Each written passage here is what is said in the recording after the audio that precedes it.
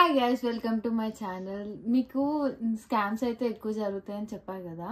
అయితే రీసెంట్గా మా ఫ్రెండ్కి అయితే ఒక స్కామ్ జరిగిందనమాట. ఏంటంటే వాళ్ళు మొబైల్ నెట్వర్క్ నుంచి కాల్ చేస్తున్నారు, అంటే కస్టమర్ కేర్ నుంచి కాల్ చేస్తున్నాము, మీ డీటెయిల్స్ ఇవే కదా, ఇంకా ఏంటంటే ఇవి అప్గ్రేడ్ అయినాయి అని చెప్పి అండ్ జస్ట్ పోస్టల్ కోడ్ తీసుకున్నారు మా ఫ్రెండ్ది.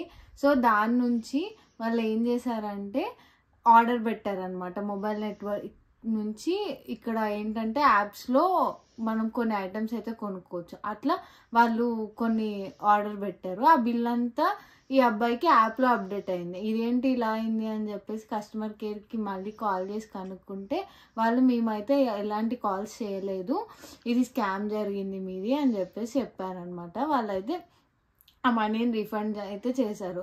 బట్ మళ్ళీ ఆయనకి మళ్ళీ కాల్ వచ్చిందనమాట ఈ స్కామర్స్ నుంచి. వచ్చి మళ్ళీ సేమ్ అలానే కాల్ చేశారు అండ్ మళ్ళీ అలా కొన్ని డీటెయిల్స్ వేసుకుని మళ్ళీ ఇంకొక ప్రోడక్ట్ అయితే కొన్నారనమాట ఆయన అకౌంట్ నుంచే.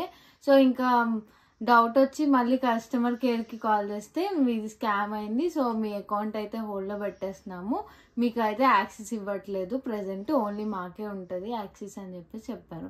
సో ఇలాంటి స్కామ్స్ అయితే రెగ్యులర్గా జరుగుతూ ఉంటాయి. సో ఇక్కడ కెనడాలో వచ్చిన వాళ్ళు కొంచెం జాగ్రత్తగా ఉండండి. That's it for this video guys. Thank you, bye.